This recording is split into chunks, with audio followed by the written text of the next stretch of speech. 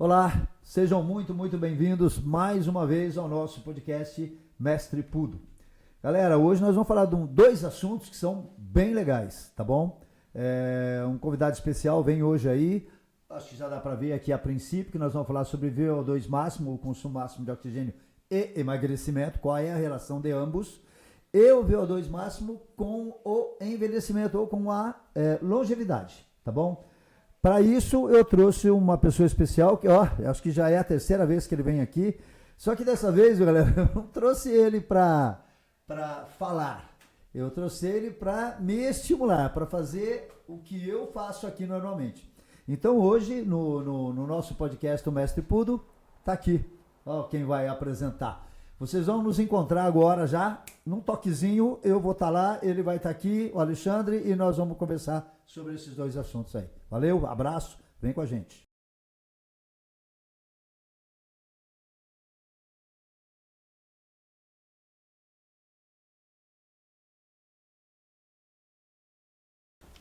Fala pessoal, tudo bem com vocês? Hoje aqui no Papel Invertido, tendo aí a oportunidade de entrevistar o Mestre Pudo, nada mais justo agora do que ele estar do outro lado. Legal.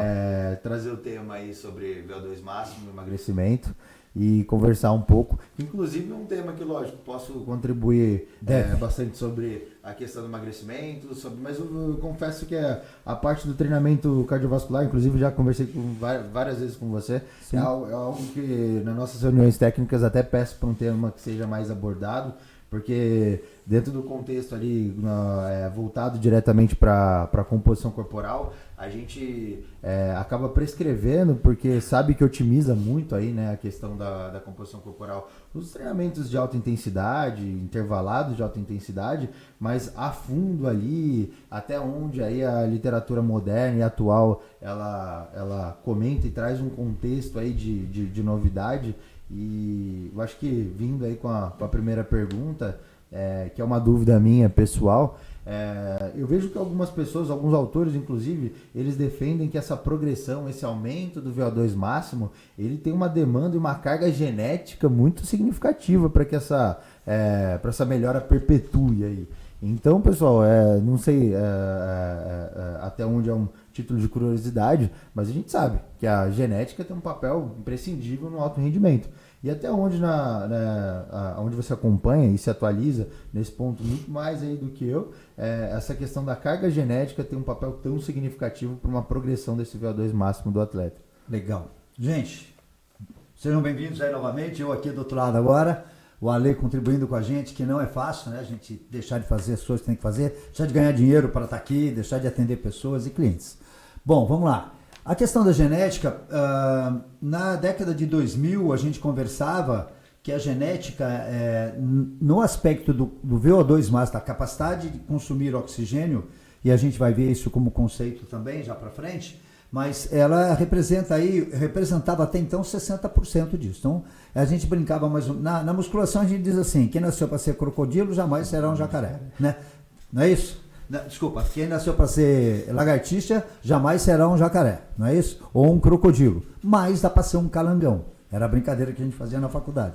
O que eu quero dizer com isso é assim, você pode até não ter uma genética para ser um atleta de alta performance, mas você tem genética para melhorar o teu VO2 assim, em condições altamente favoráveis. Um indivíduo sedentário, em pouco tempo de treinamento, ele melhora de 20% a 30% o VO2 dele. Tá? Um indivíduo treinado, buscando treinamento, ele melhora entre 40%, pode até 50% o VO2. É possível. Tem números até mais de pessoas mais velhas que começaram a treinar e aí sim, como não dá para você medir o contexto genético, porque você dá o estímulo, algumas pessoas respondem muito melhor aos estímulos cardiovasculares, né? Então, tem pessoas que fazem, por exemplo, treinamento contínuo, gostam, se adaptam rapidamente, gostam de ficar correndo, correm 1 hora e meia naquele ritmo, e tem pessoas que gostam da atividade física que é mais intensa, né? Do HIIT, que envolve mais intensidade, mais massa muscular e tal, talvez até já porque geneticamente também deve ter uma composição corporal maior de fibra do tipo 2. Então, assim, todos evoluem. À medida em que treinamos, e eu trouxe alguns exemplos aqui, vocês vão ver aqui, alguns exemplos do treinamento, o que ele faz em relação a isso, tá bom? É possível, a gente vai demonstrar isso. A princípio eu queria definir o que é VO2 máximo para vocês. Vamos lá? Pode passar isso. A princípio o que é VO2, porque quando a gente fala em VO2 máximo, a gente imagina uma capacidade máxima. O que é apenas VO2? Então vamos lá. É uma função cardiorrespiratória, depende da presença de um aparelho respiratório e cardiovascular eficiente. Aí a gente pensa possivelmente em coração, pulmões e o sistema circulatório, tá bom? A gente não pensa no músculo a princípio. Cardiovascular eficientes para componentes sanguíneos adequados. Então a gente pensa em hemoglobina, mioglobina, que são os transportadores de oxigênio dentro da nossa corrente sanguínea. Então eles vão lá captar o oxigênio dentro dos pulmões, advindos de uma inspiração, capta, transporta, a gente vai ver todo esse processo circulatório para frente ainda, tá bom? Além de componentes celulares específicos que auxiliem no corpo a utilizar oxigênio durante o exercício. Aí a gente já começa a falar de mitocôndrias também, tá bom? Vamos lá. Isso, esse consumo de oxigênio pelo corpo é conhecido como VO2. Isso é o meu VO2, minha capacidade de consumir oxigênio, ponto. Vamos nessa? Vamos entendendo. Os slides vêm para ajudar a gente fortalecer, né, visualmente como funciona. Vamos lá. Então, cardiovascularmente, o transporte de oxigênio é representado pela circulação, que é medida em litros por minuto. Então, eu posso determinar que eu faço, por exemplo, em repouso, a gente tem uma média de 2,5 litros, 3 litros de oxigênio consumidos em repouso. Tá? E nós podemos chegar a um exercício máximo para mais de 30 litros. Tá? A gente pode ver para frente. Uma média aí de pessoas condicionadas, 25 litros mais ou menos de oxigênio dentro de atividades moderadas a intensa, não máxima. Quanto maior o débito cardíaco, ou seja, a quantidade de sangue que é bombeada pelo coração por minuto, então vamos entender. Nós temos o coração, nós temos o ventrículo dentro do coração, chamado ventrículo esquerdo. Quando ele se contrai, ele faz, a gente chama de volume de ejeção. Esse volume de ejeção, ele é determinado pelo volume do teu coração, do tamanho. Na hora que ele abre, que ele expande, entra uma quantidade X de sangue, ele bombeia, que a gente chama de sístole ventricular, e ele ejeta X milímetros de sangue na corrente sanguínea. Isso é o débito cardíaco, ou seja, quanto o meu coração perde para a corrente sanguínea, quanto que ele joga na corrente sanguínea. Isso é determinado, galera, por muitos motivos, muitos. Aí sim alguma coisa da genética começa a fazer diferença, né? Perdão. Eu, por exemplo, minha família, nós temos uma frequência cardíaca, uma bradicardia genética, né? Então eu brinco que enquanto a minha aluna de personal com 41, 42 anos sobe na esteira, caminha a 5,5 km por hora, inclina a esteira a 8,5% de inclinação, a frequência dela chega a 180 batimentos. A minha, mais pesado do que ela, 16 quilos mais pesado que ela, na mesma condição, na mesma intensidade, na mesma inclinação, meu coração bate 120 vezes. Ou seja, 60 vezes menos que o dela. Então, eu tenho essa condição. Primeiro porque eu estou mais velho, né? Então, uma das características que a gente já entende de frequência cardíaca, com o passar dos anos a frequência tende a cair, tudo bem? Isso influencia no débito cardíaco, porque o meu coração bate menos vezes. Se ele bate menos vezes em repouso, bate menos também em atividade. Por isso que a gente faz aquela brincadeirinha dos 220 menos a idade. Quanto maior a idade. Isso. Então, assim, isso é fundamental. Então, a gente começa a entender o mecanismo do corpo. Em que momento ele em repouso bombeia 2,5 litros em média, tá? Galera, eu estou falando de oxigênio, não de sangue, tá bom?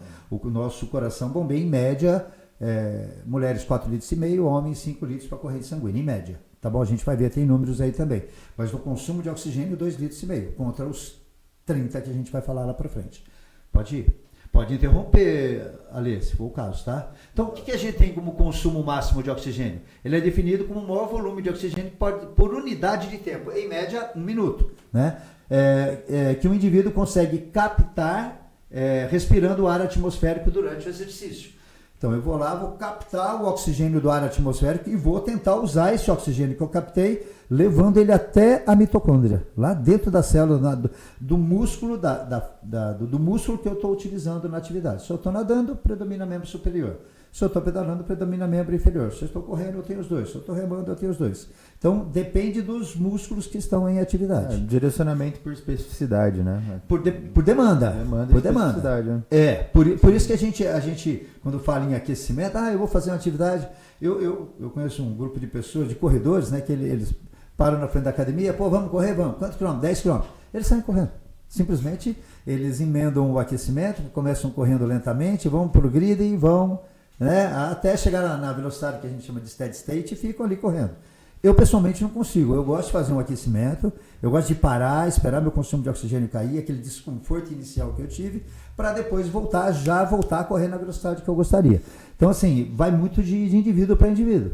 Mas aquecer para depois fazer o seu pace, correr no seu pace, é a coisa mais indicada a se fazer. Beleza? Vamos lá. Sendo alcançado quando se atinge níveis máximos de débito cardíaco, ou seja, meu coração já não consegue bombear mais sangue na corrente sanguínea, tá bom? E não se conseguindo ultrapassá-lo com maior carga de trabalho muscular. Olha que interessante. A gente faz um teste, gente, de VO2 máximo, eu vou mostrar para vocês duas figuras aí, onde você aumenta ou a carga da bicicleta, ou a velocidade da esteira, ou a inclinação da esteira. Chega um certo momento que você não consegue mais captar, transportar e utilizar o oxigênio. Só que você consegue correr, você consegue aumentar a wattagem da bicicleta ou consegue aumentar a velocidade. O que suporta isso é uma questão muscular. É só a capacidade de suportar a fadiga, que isso acontece em atletas. E né? O que condiz aí é a fadiga periférica. Né? Isso, é o que segura. Então eu estou produzindo lactato, só que o meu suporte a lactato é grande. Sim. Então o atleta tem essa capacidade. Então se você for olhar, por exemplo, um gráfico de teste de VO2, você vai perceber que o consumo de oxigênio vai aumentando a cada quilômetro que se coloca. O descondicionado, o pouco condicionado, ele bate um pico e ele cai.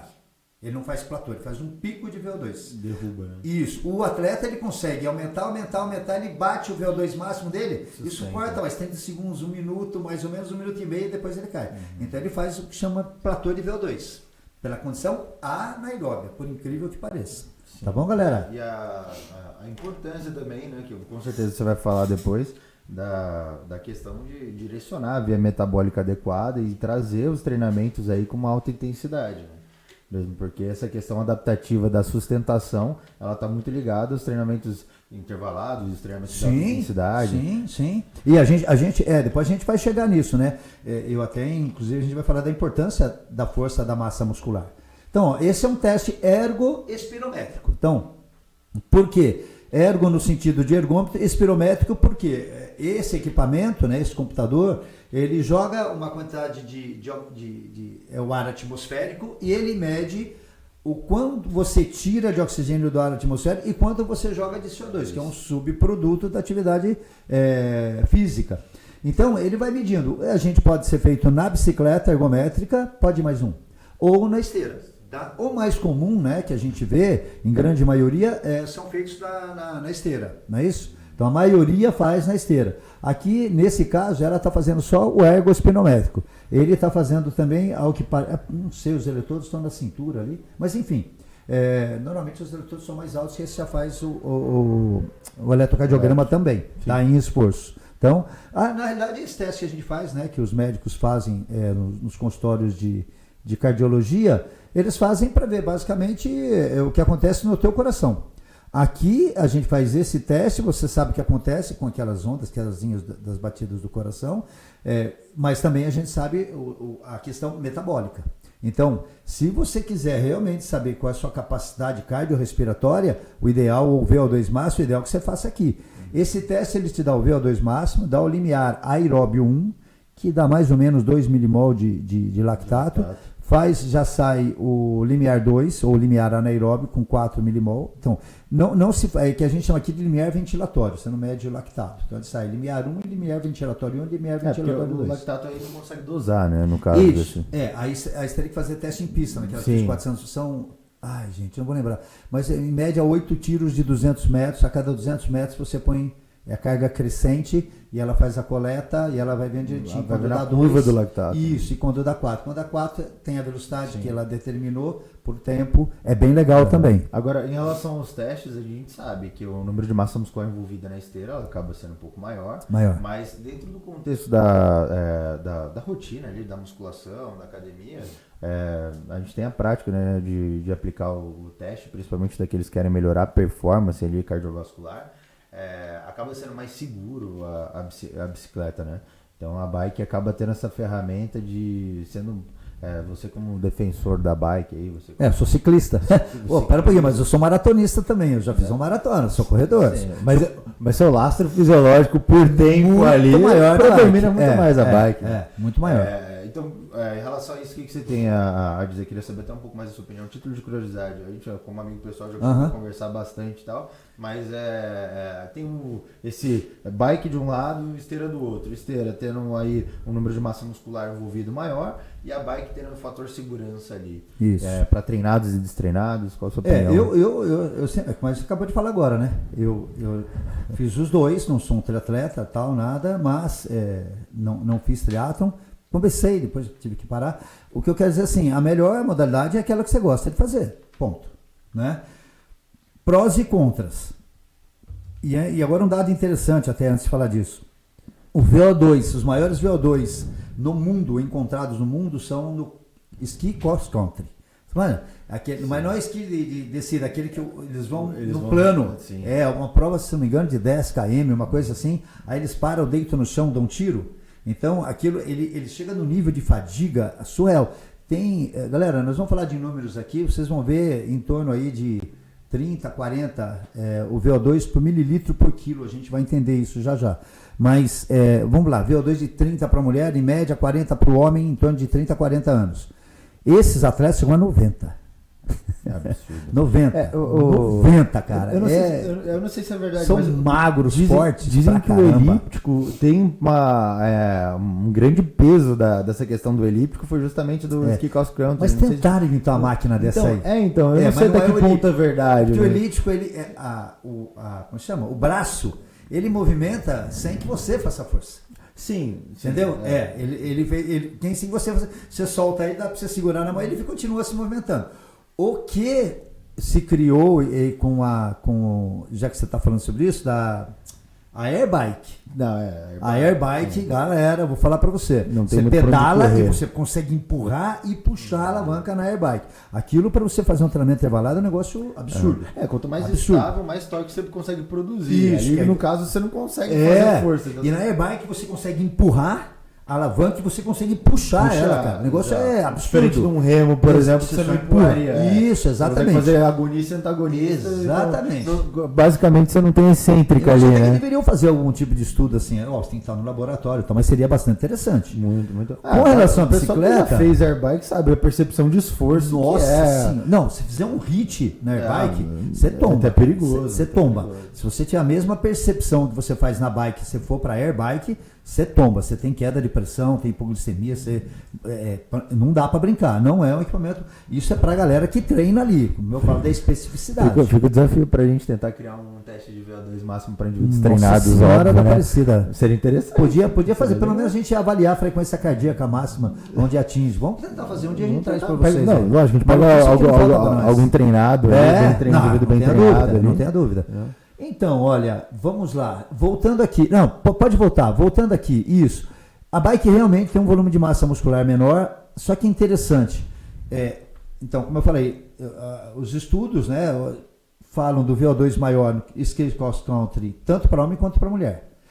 Só que para mulher atleta maratonista, o VO2 da corrida é maior do que da bike. E para os homens, o VO2 da bike é maior do que da esteira. Esses caras estão disputando o Tour de France. São esses caras aí. Esses caras têm VO2 maior do que maratonista. É surreal. Esses caras correm pedalam 3 mil quilômetros em 21 dias. Esses caras são de 3, 4, 5 horas por dia, 21 dias consecutivos. Praticamente surreal. Então esses caras realmente, porque a prova deles não é só no plano, tem muita subida. Ontem eu assisti uma prova, acho que tinha 25 km de subida. É um negócio assim, os caras dão um tiro lá em cima no morro, um negócio a 15% de inclinação, um negócio assim, eu não sei, é quase desumano. Então, tem essa característica, essa pequena diferença. Sim, tá bom? Mas a questão também da composição corporal tem essa interferência. Então, se a gente for pegar e analisar a composição corporal, pode ser que tenha alguma relevância a composição corporal do ciclista, com um número de massa muscular maior do que do maratonista. Mas não está muito maior, cara. Os caras estão muito magros. Eles estão magros? Porque a gente, não sei, a gente tem a visão da coxa do ciclista grande, porque alguns... Mas é o quadríceps que é um pouco maior só. Então. Ontem vi um atleta, não vou me lembrar qual deles, 1,83m, 65 quilos. Cara, muito leve. Muito o IMC de maratonista. Isso, exatamente isso. Agora, a composição corporal que a gente tem que analisar, porque a gente sabe que o maratonista, muitas vezes ele tem aquele pneuzinho ali, é natural que tem, até por uma questão do... Não, os caras não têm. Gente, existe a supercompensação do tecido adiposo, né? Você degrada, ele tenta restituir. Exatamente. Quem tem curiosidade, um dia que vê uma prova dessas, esses ao tour que a gente chama, Tour de France, Giro de Itália e tal, tem umas provas que eles estão muito subindo o morro, eles abrem a camisa, cara, é inexplicável, você vê todas as costelas dos caras. Você olha o braço do cara, o antebraço, punho, braço e antebraço é uma coisa só. Os caras são muito magros, muito. E você acha que de um tempo para cá houve uma redução desse peso corporal? Sim. Também por conta da questão dos dopings? No triatlon também, no triatlon estão muito mais magros. A gente sabe que teve vários escândalos aí do árbitro lá em relação ao doping. Sim. Então, o que mais ou menos hoje se imagina, assim, normalmente o doping eles fazem na idade de juvenil. Eles percebem que tem algum atleta de alta performance, um garoto que surgiu com 13, 14, 15, 16 anos, aí eles já começam a dopar antes dele se federar, ou se ele está federado e realmente ele é isso que acharam, eles arrumam uma ressonância magnética de um joelho e tal, se leva um cara para o interior, dá uma bombada nele e volta. Só que o testosterona não é o principal. Não é que não seja o principal. O testosterona não é utilizado para melhorar a tua performance, senão você ganha massa muscular. Ele é utilizado para evitar, no processo de recuperação. Sim, para tolerar um volume de treinamento maior. E também a multiplicação das células vermelhas também, né? Também tem imagino que deva ter um efeito positivo. Porque a gente sabe que hematorócitos, por exemplo, acabam subindo de maneira significativa com a testosterona. Muito. Acredito que deve ter um benefício referente a isso também. E tem particularidades também. O maratonista ele corre 42 km e ponto. Um pouco mais de subida, um pouco menos de descida e acabou. No ciclismo, dentro de uma prova do ciclismo, você tem o cara que é o capitão, né, que o cara vai tentar fazer em menor tempo possível todas as etapas, que vai ser o cara que ganha pontos nos topos das subidas, e vai ter o sprinter que ganha também por pontos, e tem o chamado camisa branca que tem menos de 25 anos. Então, desses 4, 2 tem uma característica mais de resistência, subida e tal. E 2, um é velocista e um é subida de morro, e é por ponto. Então, dentro da prova, você tem, às vezes, um comportamento diferente de composição corporal também. Sim. Entendeu? Então, a maioria deles são magros, assim como o maratonista, composição semelhante. Imagino que o sprinter, então, ele deve ter uma perimetria de coxa maior. Ele é guardado durante a prova, ele é levado para fazer os últimos 5 quilômetros só. Então, tem todo mundo, vai levando aquele cara para ele dar um último tiro de 5 e o tiro final dele em torno de 200 metros, mas, assim, aproximadamente. Mas para um leigo, esse levado é como? Através do vácuo? Ele entra dentro. Então, cada equipe tem 9 atletas faz sentido. E eles vão, né, os gregários são, nós temos 4 competidores e temos 9 por equipe, então os 5 gregários. Esses 5 gregários vão ajudar esses 4. Tá. Entendeu? Uhum. Então, esses 4 são colocados dentro de do que eles chamam de pelotão, eles ficam dentro de um vácuo e vão indo até para chegar próximo ou de uma subida, ou de um... É muito louco, cara. É sensacional. É sensacional. Então, assim, o que eu indicaria, né, assim, para as pessoas? A combinação de ambos parece uma coisa bem interessante. Eu não faria treinamentos intervalados na esteira, eu não indico e eu não faria. Todos os treinamentos HIIT, treinamentos intervalados, você faz na bicicleta. Inclusive, todos os artigos são feitos na bicicleta e não na esteira, a não ser que o atleta seja corredor. Aí, por exemplo, tem um artigo falando sobre HIIT na esteira.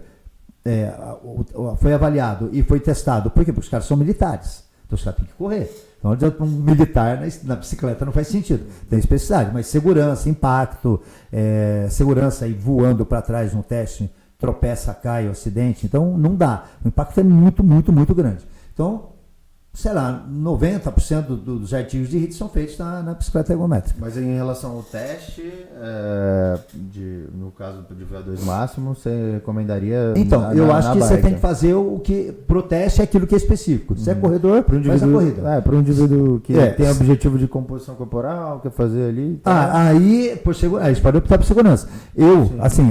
O que a gente sabe, uma vez a gente orientou um estudo com triatletas, porque quem corre mais, tem mais adaptação à corrida e faz um teste de VO2 melhor. Quem pedala mais faz um teste de VO2 melhor na bicicleta.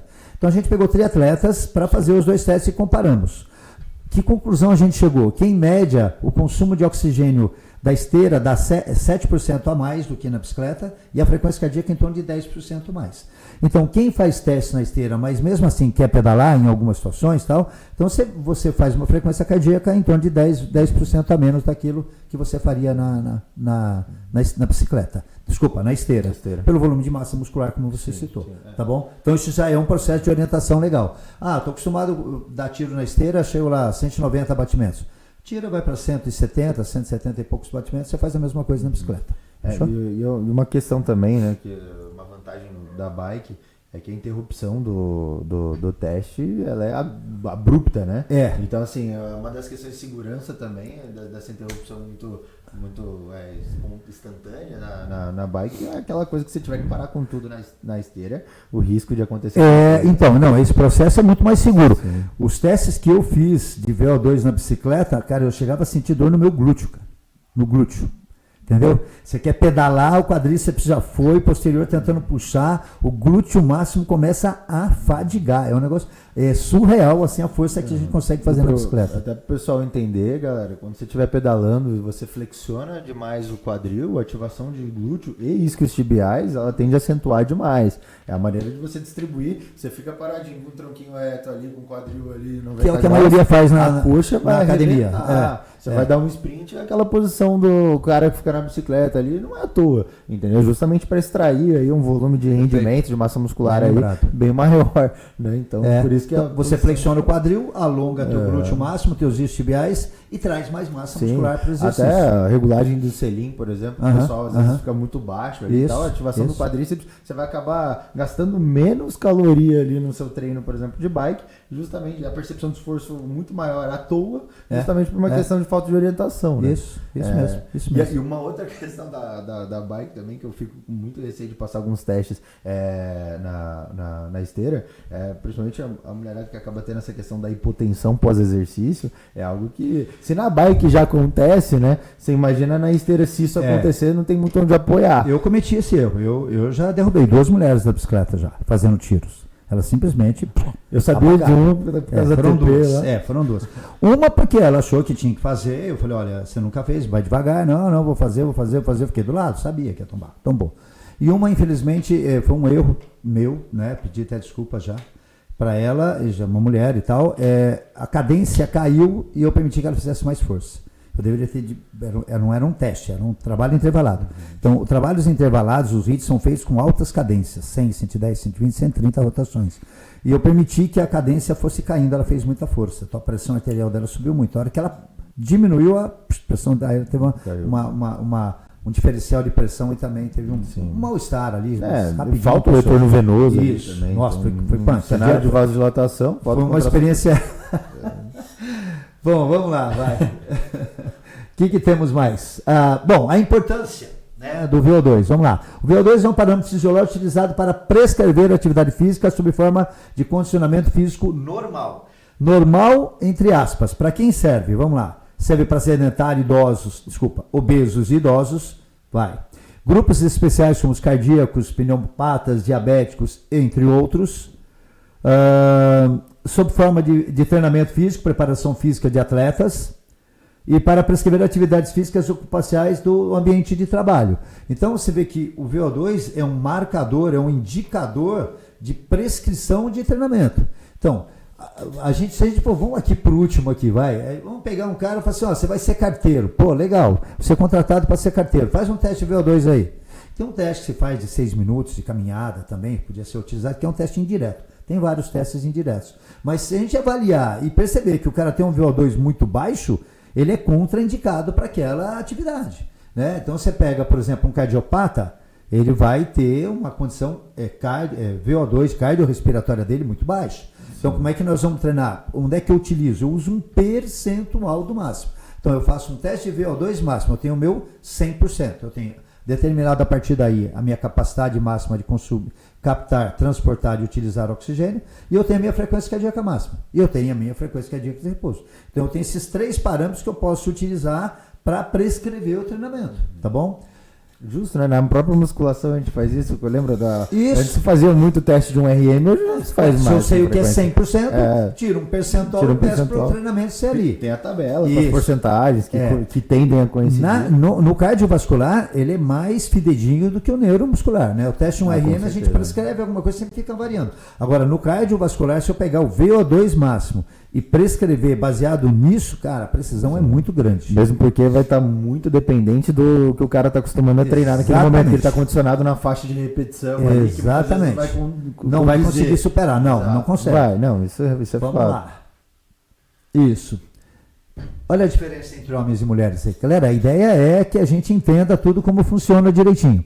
Então, olha como eu falei do VO2 em litros, tá? Em repouso lá, o primeiro, 2,3, 3,9, tá? O consumo, os números dos homens, em média, por volume de massa muscular, por peso corporal total, por tamanho dos órgãos ser maiores, tal, a gente vai perceber números maiores. Então, o VO2 máximo em mililitros, né? Então, litros dividido pelo peso. Então, se eu pegar, por exemplo, os homens, 3,4, 4 mil ml de sangue, eu divido pelo peso dele, eu tenho esse ml por quilograma por minuto. Tá bom? Então, mulheres em média 33, os homens 41, para mesmo adultos jovens, né? Como está ali em cima ali.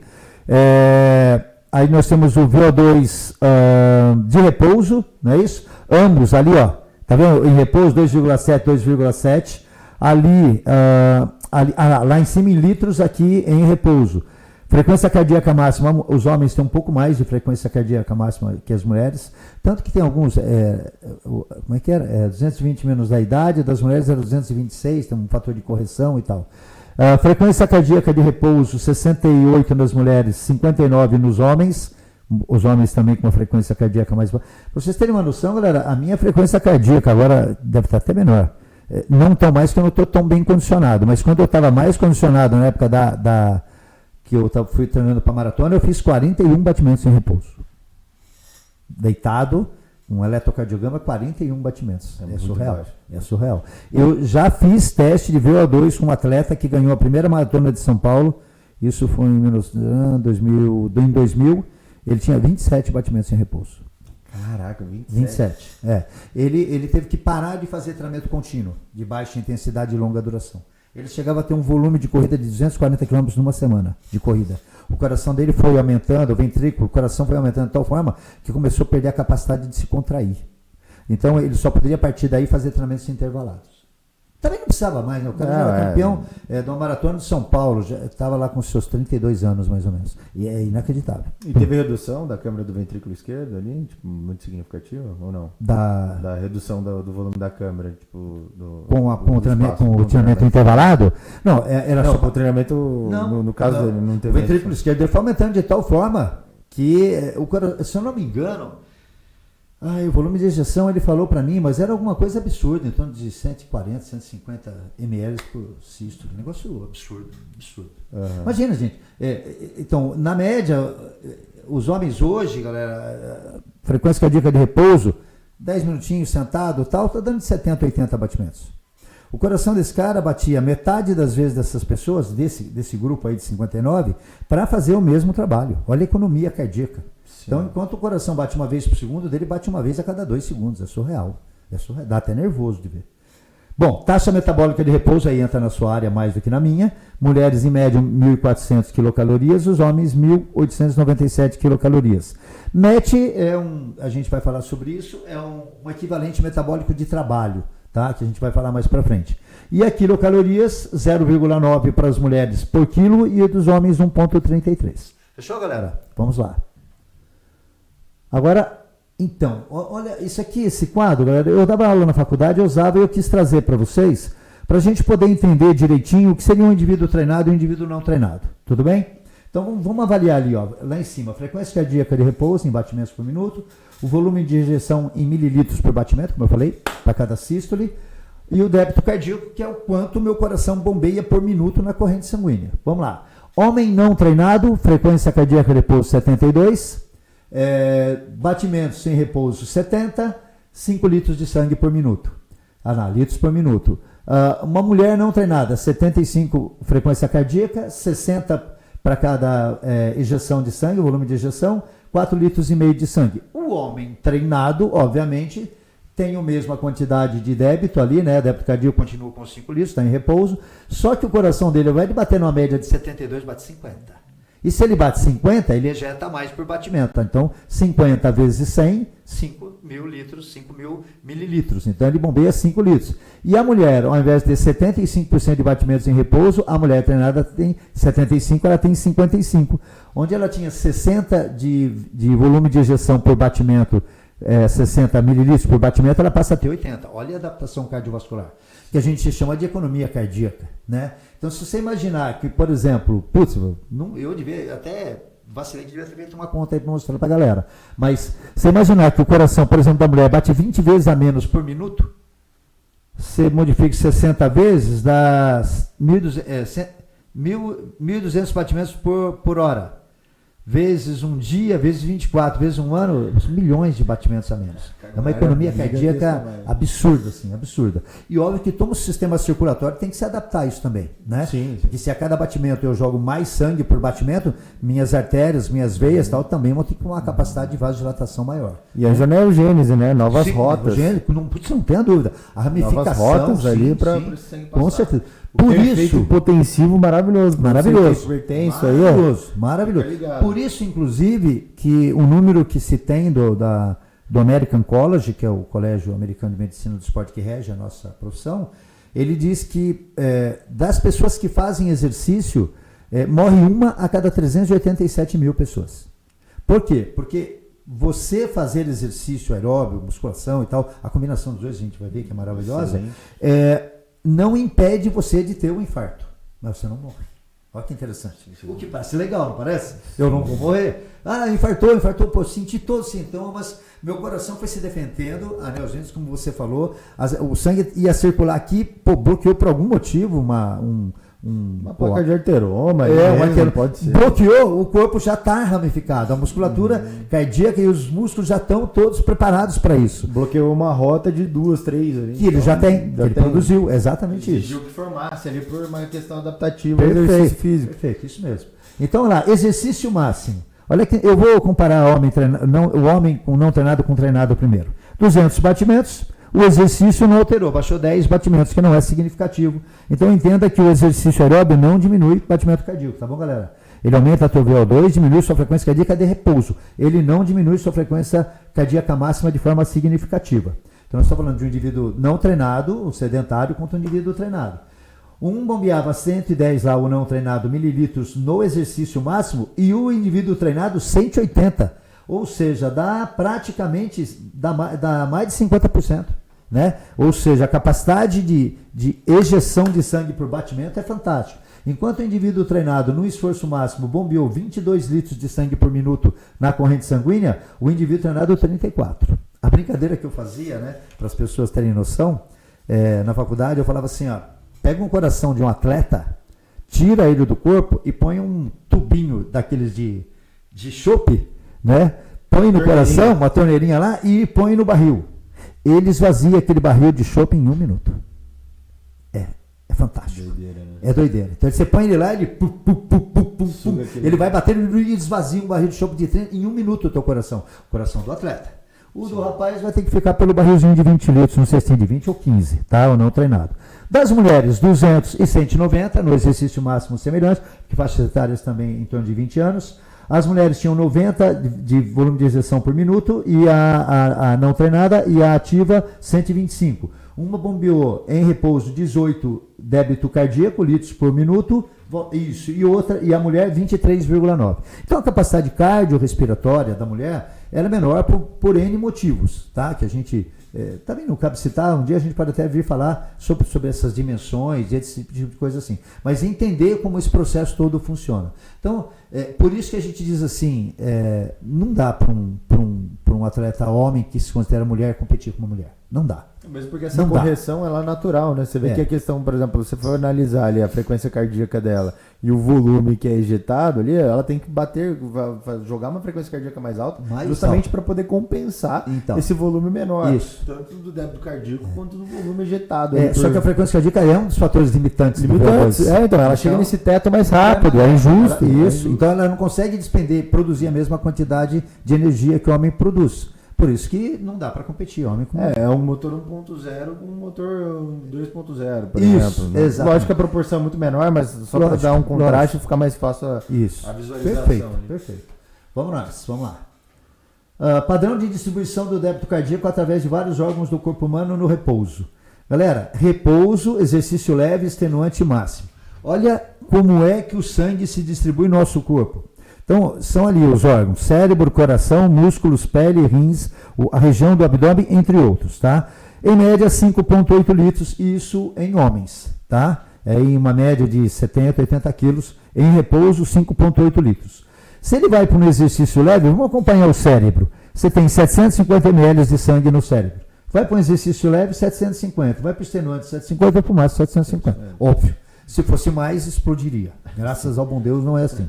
O coração, olha só. Bom, a gente falou que o coração é um dos órgãos que envolve o sistema cardiorrespiratório ou cardiovascular. 250 ml em repouso é o que ele precisa, ele bate menos. Aumentou o exercício, ele precisa de 350 ml. Aumentou o exercício, ele precisa de 150. Aumentou o exercício, ele precisa de 1 litro por minuto. Esse número em parênteses, galera, é o percentual do total. Então, 5,8 mililitros aqui, tá? É o que precisa o percentual. Então, o cérebro precisa de 13% de sangue, o coração precisa de 4%, o músculo de 21%, a pele de 8,5%, o rim de 19%, o abdômen de 24% e outros 10%, tá bom? Vai por exercício leve e nós temos lá, os percentuais já começam a subir. O músculo que precisava de 1,2 mililitros, agora precisa por quilo 4,5. Olha a demanda, começa a aumentar. A pele que estava com 500 passa a ter 1,5. Transpiração, equilíbrio térmico. Então, começa a ir mais sangue para a pele e a pele começa a ter que jogar, abrir os poros para poder fazer esse processo de equilíbrio térmico. Aí ele chega a 1,9 e no final, no máximo 600. Aí o corpo já começa a se proteger. Aí ele fala, pera um pouquinho. Se eu começar a entrar no processo de desidratação, ele começa a segurar. O rim faz a mesma coisa, olha lá, 1,1 litros, depois vai para 900, vai para 600, depois desaba para 250. O corpo começa a se proteger. Tudo bem, galera? Por quê? Porque aí o exercício é máximo. É o teu limite. O rim é a mesma coisa. O abdômen que tinha 1,4 para 1,1 a 600 e a 300. Por isso que uma das coisas que a gente pede para as pessoas é não comer e fazer atividade imediatamente depois. Só esclarecendo, não Pode é lá. A fita reto-abdominal, né? Na verdade, são os órgãos. A região abdominal, a região visceral. Visceral, e se você se alimentar, grande parte do seu fluxo de sangue naquele momento, nos órgãos que precisam fazer a digestão, eles vão para essa região do abdômen. Por isso que há uma que a gente antigamente falava, vai ter congestão? Congestão, Eu falei, não vai ter uma congestão, mas vai sentir uma dificuldade desgraçada. Porque, veja, você tinha 1,4 litros na tua região, agora você tem 300 ml só. Intestino e fígado, né? Tem um papel muito importante na metabolização. Exato, isso ali já, na remoção, na síntese do lactato. E a questão não é nem só essa, é que são órgãos extremamente vascularizados. Exato, então, assim, exato. Essa demanda de fluxo de sangue, ela tende a ter uma crescente muito grande. Olha, galera, dá uma olhada nos músculos aqui, ó. Era 1,2 litros, no leve vai para 4,5, no extenuante vai para 12, no exercício máximo ele é a 22 mililitros. Olha o percentual. Os músculos precisavam de 21%, quanto eles têm agora no exercício? 88%. Entende, galera? Então, assim, isso aqui, obviamente, exercício aeróbico, tá? De alta, nessas intensidades que a gente está falando. Então, entender, estar preparado para esse desconforto, para que todos os seus órgãos se adaptem ao exercício, precisa de tempo. Então, não é, eu costumo dizer assim, o sistema cardiovascular, o sistema neuromuscular, o sistema neuromuscular, galera, leva meses para se adaptar. O cardiovascular, a adaptação, ela é mais rápida, de verdade. Com 6 semanas, 8 semanas, você já está sentindo assim, uma melhora bem legal se você tiver consistência nos treinamentos, pelo menos 3 vezes por semana. É que uma mudança morfológica tecidual menor. Muito. Então, assim, muito, você demanda ali uma reestruturação, sim. realocamento ali. Diferente, por exemplo, numa via metabólica glicolítica ali, você tem que aprender, o corpo músculo tem que aprender a estocar mais glicogênio. Mudança ali nos elementos contráteis, ali de desconforto, não é tão motivante, é menos dinâmico. Tem todo um contexto que faz com que realmente isso aconteça. E o fisiológico, porque a princípio a adaptação é o sistema nervoso central. Então, o teu músculo fala, não quero, deixa o meu cérebro se acostumar com isso aí, e depois, a hora que ele precisar mais de mim, aí acaba que o negócio demora um pouco mais. Nesse caso aqui do cardiovascular, as melhoras são bem significativas. Sim. Entretanto, quando você para de treinar, né, você tem uma perda, por isso que treinamento de força é um pouco, como eu vou falar, não sei, é meio injusto assim. Você treina, você para, perde rápido. Entendeu? Demora para conseguir, quando para, perde mais rápido. O cardiovascular você consegue mais rápido e ele demanda uma queda menor. A musculação é ingrata. É ingrata. O pessoal fala que é um esporte ingrato. Vamos nós. Isso. Galera, então agora aqui para vocês entenderem, porque normalmente quando as pessoas falam assim, então eu quero melhorar meu VO2, eu quero melhorar meu VO2. É importante que eu melhore meu VO2. Pô, estão dizendo aí, e ainda vou falar sobre longevidade, mas falando aqui dessa perda de peso, não só, mas por que ele é importante? Então, dá uma olhadinha aqui nessa catraca, né, nessa relação entre essas coroas. O ar que é inspirado aqui do seu lado direito, no pulmão está escrito assim, inspirado, volume de oxigênio. Quando você inspira, você tem um volume de oxigênio, como a gente falou, em média 2,3 nas mulheres, 2,7 nas mulheres, 3,9 nos homens. Você inspirou esse oxigênio. Esse oxigênio foi captado, né, pelos pulmões e, junto com a hemoglobina, ele é transportado. Ele vai para onde esse fluxo de oxigênio? Ele vai para o coração. O coração é uma bomba, né? Apesar de quando você está apaixonado, dá uma adrenalina, teu coração bate mais forte, né? Tranquilo. Só que eu garanto a vocês que bate muito mais forte quando você está treinando do que quando você está apaixonado, tá bom? E ele só funciona, é uma bomba. E o que ele faz? Então ele joga esse sangue com oxigênio para o teu músculo. Chega lá o oxigênio lá, que vai ser consumido. E dentro da onde? Da mitocôndria. Está lá uma organela chamada mitocôndria. Tá bom? Então olha que interessante. O que é a capacidade, o que é VO2? O que é a capacidade cardiorrespiratória? É a capacidade de inspirar, né? Ou seja, captar oxigênio, bombear, transportar pelas redes, sistema vascular circulatório e pelo coração, e a capacidade de utilizar o oxigênio. Então, isso tudo, ou seja, o músculo também faz parte do sistema cardiorrespiratório. E gera demanda, né? E aí as pessoas querem melhorar seu VO2 máximo apenas fazendo treinamento aeróbio. Então, a gente bate numa barreira, galera, de menos força ou menos massa muscular para determinada atividade.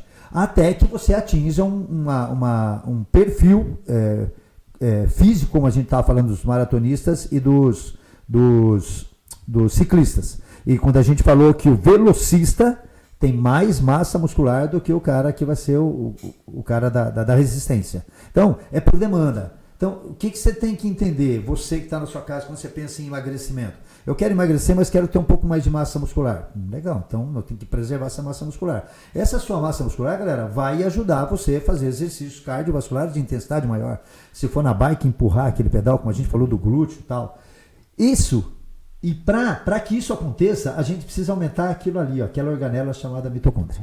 Né? Que nada mais é que o nosso motorzinho, que é onde você pôs o combustível no tanque, ele entrou no reservatório, que são os pulmões, ele é bombeado pelo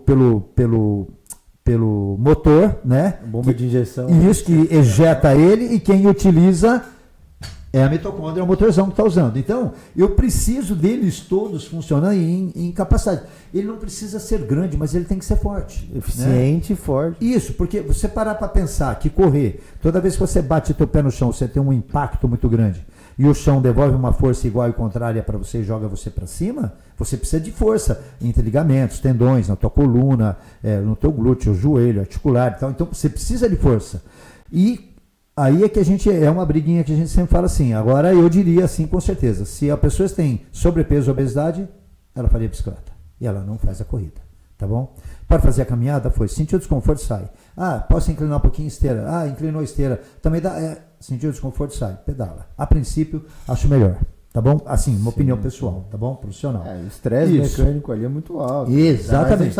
Ainda mais a gente está falando de um teste que muitas vezes vai levar ela ali para uma intensidade na qual ela não costuma chegar. Né? Exato, e ela entra em anaerobiose. Aí a fadiga vem rapidamente. E a maioria das pessoas ali acabam, infelizmente, quem não tem muito esse contexto, essa cultura do treinamento de alta intensidade, acabam fazendo contínuo. As pessoas não têm. Depois a gente vai ter umas tabelinhas falando sobre peso, né? E gasto calórico sobre o peso. Galera, nós tivemos aluno, né? Nas nossas academias. Pesava acho que mais de 160 quilos, e o primeiro dia que a gente colocou ele na esteira, ele caminhou 3 km por hora. 3 minutos. Lembra disso?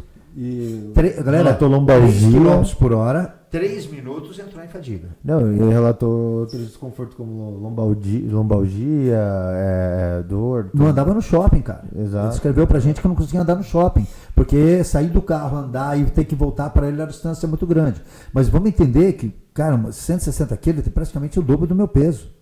Então, para eu realizar tudo isso aí, o meu consumo de oxigênio, esse VO2 ali, ele tem que ser o dobro do meu. E se ele é destreinado, ele não tem o dobro do meu, e tem o dobro do peso. Então, o trabalho que ele tem que realizar para caminhar é absurdo. Cardiovascularmente falando, tá bom? Sim. Aí esse sangue sai de lá, né? Ele utilizou o oxigênio, fez contração muscular, produziu ATP, que é uma moeda para o músculo se contrair, para gerar energia, e voltou. Aí ele volta como CO2, né? Que é um subproduto da atividade que a gente faz no exercício. Ele sai do músculo, vai para o coração, uma bomba joga para o pulmão joga ele para o ar atmosférico. Fechou? Então, o que é o sistema cardiovascular? Como é que a gente avalia isso? Então, você tem aqui do seu lado direito, se vocês estiverem olhando aqui, você tem lá VCO2, e embaixo está escrito VO2. Tudo bem, galera? Ó, VCO2, que é o volume de CO2 produzido, e a minha capacidade de consumir oxigênio. Pode mudar. Pode passar.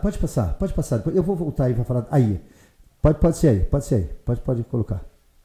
Aí, ó. Vamos lá. Se eu pegar aquele VCO2 e dividir pelo O2, vamos admitir assim, ó. Estou em repouso. Agora aqui, nós dois, tá bom? Nós temos uma capacidade de consumir oxigênio de 10. Unidade 10. Tudo bem? Só que a gente está produzindo só 7 de CO2. Por quê? Porque nós somos em estado de repouso. Aqui minha frequência está baixa, meu consumo de oxigênio, o meu e o seu. Todos nós, as pessoas estão aí ouvindo a gente, estiverem sentados, você está lá no repouso, dá 0,7. Por quê? Porque estou produzindo 7 de CO2 e a minha capacidade de consumir oxigênio é 10. 7 dividido por 10, 0,7. 0,7 é o quê? Eu tenho quilocalorias por litro consumido, 4,6. Quanto dessa energia que eu estou utilizando para ficar vivo é carboidrato? 0. Quanto é de gordura? 100%. Olha que legal. Então, a melhor forma de você utilizar mais gordura é quando você está em repouso. Olha que legal. Não é legal isso? Só que se você acompanhar aquele litros por minuto, lá de cima, lá o quilocalorias, vem descendo. 4,6, estou caminhando 4,7, estou fazendo um trocinho 4,8, uma corridinha moderada 4,8, uma corrida mais intensa 4,9, 4,9 chega aqui embaixo 5. Entende? A cada vez que eu aumento a intensidade, eu saio do repouso e começo a fazer atividade, eu aumento a capacidade, o quanto eu preciso de quilocalorias por litro consumido. Isso reflete em quê? Que vai mudando o substrato, vai mudando a energia. Vamos considerar que nós somos um carro flat, tá bom? Flex, né? Então vamos falar de gasolina, álcool e gasolina, sim, tá bom? Então no começo lá, galera, álcool, tá bom? Como se fosse a nossa gordura. A gordura é o álcool, a glicose é a gasolina. Então o álcool é a gordura. Se eu começar a caminhar, agora a gente vai produzir mais CO2. Quanto? 7,5. Aí dá 7,5 e vai aumentando. Vai lá. Aí eu vou fazer um trotezinho, 0,8. Até 0,85. Fat Max. Por isso que aí, olha aqui o percentual, olha o que tem de carbo, 33%. Lá no 0,80. Quanto que é de gordura? 66%. Se eu aumentar um pouco a intensidade, metade de cada um. Metade é carbo, metade é gordura. Então, aí eles chegam naquela intensidade que eles chamam de Fat Max. Que é a intensidade onde eu consigo produzir maior gasto calórico. Eu saí de 4,6 para 4,8. O programa chama de Fat Burn também. Fat Burns. Então, é aquela corrida contínua de longa duração que as pessoas fazem. Agora faz de 30, 40 minutos, até 1 hora em média. Mas é isso. Então, nesse momento, é onde eu consigo utilizar a maior quantidade de gordura. Isso existe. Comprovadamente existe. Isso é bom para aumentar a biogênese mitocondrial? Excelente para aumentar a biogênese mitocondrial.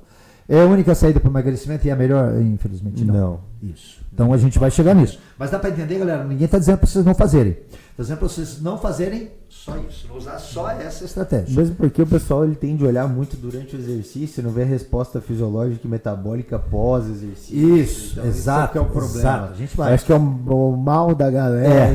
É olhar muito pro exercício esquecendo que tem uma adaptação. Que é ali na hora. Exato. Isso. Então, mas olha que interessante. Só que aí, à medida em que a intensidade vai aumentando, eu faço um trote mais forte, eu vou 0,9. Eu vou com 67,5% de carbo e 32% de gordura. Se eu aumentar mais a intensidade, eu vou a 0,95, 0,9,5 para dividir por 10, eu tenho 84% de carbo e 16% de gordura. E se eu aumentar mais, eu tenho 100% de glicose e 0 de gordura. Como é que a gente chama isso? Limiar anaeróbio. Então, aquele ponto onde eu estou, numa intensidade, vamos admitir na esteira que a maioria corre, estou a 10 por hora. Se eu puser 10,5, 11 por hora, dá 2, 3 minutos eu entro em fadiga. 4, 5 minutos eu entro em fadiga. Então, qual é o ponto? É o limiar. Limiar quer dizer o ponto do qual, a partir daquele momento, eu vou produzir mais lactato, eu vou começar a hiperventilar e eu vou começar a entrar em fadiga. Tudo bem, galera? Então, nesse momento, 100% do que você está consumindo é carboidrato. Aí, o glicolítico pega, né? Só que aí a gente já está com uma frequência cardíaca aí, galera, em torno de 80% a 90% da frequência cardíaca máxima. Então, é um exercício que a gente chama de pesado, sim, tá bom? Sim. A gente chama de pesado. Então, não é um exercício de baixo testado, é um exercício pesado. E a gente vai considerar a partir daí. Então, baseado nisso, volta agora um pouquinho para a gente ver aquilo que basta dizer que saiu da via aeróbia, né? Isso, a gente está no glicolítico, a gente está no anaeróbio lático. Exatamente. E a partir daí sim, ele vai produzir. Se você aumentar, sair dos 10, for para 10,5, for para 11, for para 12, rapidamente você vai entrar em fadiga. Sim. Ó, galera, como a gente viu lá que o músculo faz parte do sistema cardiovascular, olha o que o envelhecimento faz conosco. Então, tá lá o que é a sarcopenia. Lá em cima, você tá aí no cantinho aí, é um adulto jovem de 25 anos, 23 anos, que 21. 21 anos. E aqui é o Yagyu, o marmorizado. O Yagyu, entendeu? 63 anos. Se fosse uma carne para churrasco, com 2 dedinhos de espessura, seria lindo. Olha isso. Então, galera, percebam que com o passar do... Quantos anos? 65? 63 anos. 63? Isso. Então, você percebe que em 4 décadas, praticamente a massa muscular dele reduziu para metade e a gordura dobrou. Marmorizou. Olha aqui o braço. Olha o deltoide, olha o braço, como ele perde massa muscular com os anos. Olha lá em cima, a perna, membros inferiores. Galera, hoje membros inferiores estão correlacionados à longevidade. À longevidade. Pessoas que têm mais força, um dia a gente pode vir aqui para falar sobre isso. Hoje que não é o caso hoje é VO2. Mas olha como perde massa muscular. E olha o corpo aqui, se os nossos avós não ficaram assim. Se os nossos pais, no meu caso, ficou assim. Estou falando de... o que vai acontecendo? Eles vão perdendo massa muscular, vai diminuindo inclusive gordura. As mulheres pós-menopausa, o peso tende a diminuir, peso total das mulheres. Pode ver, as pessoas são obesas até 50, 60 anos, depois começam a ficar magras. E aí você olha aqui no cantinho, na foto aqui do terceiro homem do lado direito, você começa a ver as costelas, começa a ver o osso. Olha, tem homens que você olha assim e realmente você vê o fêmur do cara. Sim, quando ele tá assim, sem roupa e tal. Você suga, essas coisas. Isso, dá nervoso, né? Nossa! Aquele aspecto de vaquinha magra, sabe? Exatamente. Então, galera, a gente tem que evitar isso. Por quê? Porque a massa muscular o músculo é um dos 3 fatores determinantes para a tua capacidade cardiorrespiratória. Então, mesmo você que gosta de correr, gosta de pedalar, gosta de nadar, faça treinamento de força. Você não precisa fazer um treinamento para aumentar a tua massa muscular. Você não precisa carregar essa massa muscular, mas aumente a tua força, preserve. Nós estamos falando aqui de fibra do tipo 2, fibra de contração rápida, fibra de força e de velocidade e de potência. E não precisa ser o volume de treino do marombeiro. Pelo treina amor de 6 Deus. vezes na semana. Então, galera, se você fizer 2 vezes na semana e você não faz nada, já vai ser um ganho muito significativo. Se for para 3, não, perfeito. Então, às vezes, sei lá, segunda, quarta e sexta, um full bodyzinho ali, onde você vai trabalhar exercícios multiarticulares com uma demanda de massa muscular maior. 6, 8 exercícios, 3 vezes por semana já era. Acabou. Meia hora, 40 minutos para você ter um cardio bom. É isso, é assim que tem que se pensar. Protetivo, ligamentar, tendinoso, neuromuscular e oferece uma capacidade de você evoluir mais no seu aspecto cardiovascular. Galera, hoje para as pessoas que querem correr, gostam de fazer aeróbio e tal, entre 4 e 6 séries. Treinamento de força entre 7 e 10 repetições.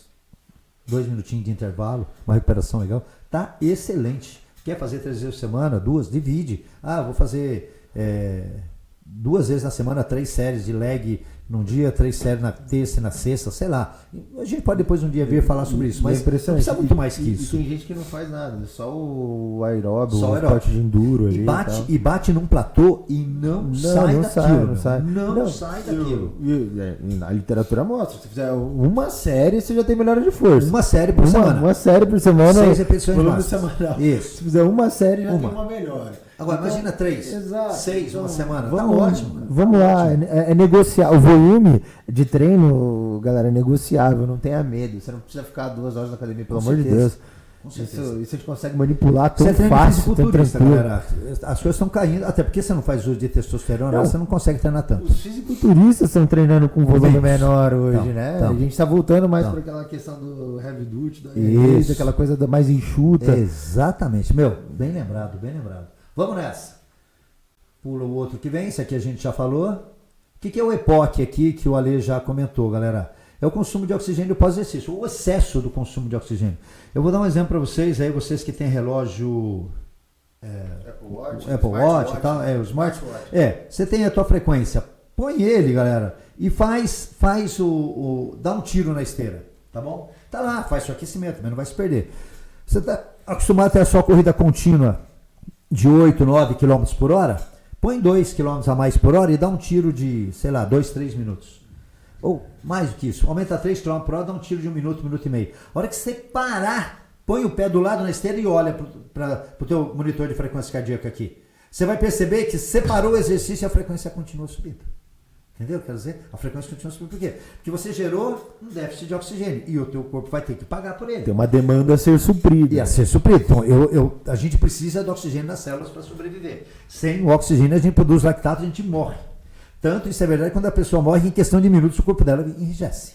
Tá bom, galera? Então, não pira não. Vamos lá. Então, representa o gasto energético adicional àquele que ocorreu durante o exercício. Por isso tem sido medido durante várias horas após a prática do exercício. É o pós-exercício. Eu fiz o exercício, o meu metabolismo, meu consumo de oxigênio, ele fica um pouco mais elevado. O consumo de oxigênio guarda relação direta com o gasto energético. Ou seja, a cada litro de oxigênio consumido, em média 5 quilocalorias são geradas pelo organismo, como a gente viu no quadro lá, quando você chega próximo do limiar anaeróbio. Pode ir, vamos lá. Então, déficit de oxigênio. Aqui vamos deixar claro o seguinte, nós estamos falando aqui de a gente preparar o nosso corpo para que ele seja uma máquina melhor para consumir energia que ajude a gente a emagrecer. Não estamos falando de déficit calórico, não estamos falando de nutrição, não estamos falando de nada. Nós estamos falando para preparar um corpo, uma máquina, que é o nosso corpo, uma máquina, para que consuma mais energia, em repouso ou durante a atividade. Tudo bem, galera? Vamos lá. Então, o que é esse déficit de oxigênio que a gente falou ali no EPOC? Não sei se está para ver, tem uma linhazinha amarela ali, que é uma atividade do sistema ATP-CP, né? Fosfocreatina ali. Anaeróbio alático. Alático. Olha lá, essa curvinha aí. Pum! Alta intensidade. Olha lá, 30 segundos você já entra em fadiga. Acabou. Você dá um tiro de 30 segundos máximo, acabou para você. Aí você precisa de tempo. Aí você tem o glicolítico, que é aquela curvinha que à medida em que cai o amarelo, o azulzinho, o roxo vai subindo. Ali é a glicose. Você dá um tiro e depois você começa a entrar em fadiga. E o outro é o aeróbio, que é o vermelho, que a gente chama, esse steady state aqui, galera, do lado direito em cima, significa um estado de equilíbrio. Eu começo a correr, Em média, a cada 3, dependendo da pessoa mais condicionada em 3 minutos, os mais descondicionados em 4 minutos, entra no que a gente chama de steady state, estado de equilíbrio. Pode ser o seu Fat Max lá, corridinha mais leve, tal. Pode ser no limiar anaeróbio. Limiar anaeróbio você vai correr 40 minutos, um atleta de alta performance, 1 hora, né? Então, que é uma atividade pesada. Então, vamos lá. E botei aquela velocidade, estou correndo na mesma velocidade. Eu gerei um déficit de oxigênio que eu vou ter que pagar no final. EPOC é isso, galera. É tudo isso que tem essa linha tracejada, eu criei esse déficit e eu vou ter que pagar a hora que eu parar de fazer o exercício. Então, eu corro, eu paro, eu vou ter que pagar isso. Se eu fizer um exercício muito intenso e tiver que parar por isso, vamos admitir, corro a 10 por hora de forma contínua. Quanto? 1 hora. Faço 10 km de 1 hora. Pá. Eu falo, pô, legal, então eu vou correr a 12. Eu não consigo correr 12 de 1 hora. O que é que eu faço? Eu vou correr 5 minutos a 12. E vou andar 2 minutos, vou recuperar 2, vou correr mais 5, vou andar 2. Eu faço um treinamento intervalado. Então eu ponho intervalos de estímulo para que eu possa suportar uma carga maior. Só que na hora que eu dou a intensidade, esse consumo de oxigênio aumenta, quando eu vou fazer minha recuperação, eu vou pagar. Então eu gerei um déficit. Faço o segundo tiro, mais um déficit. Faço o terceiro, eu vou pagando. Então, fora o que eu corri mais rápido, quando eu estou me recuperando, parado ou caminhando, eu estou consumindo mais oxigênio para parar aquele déficit lá. Fechou, galera? Vamos nós, vai. Pode ir.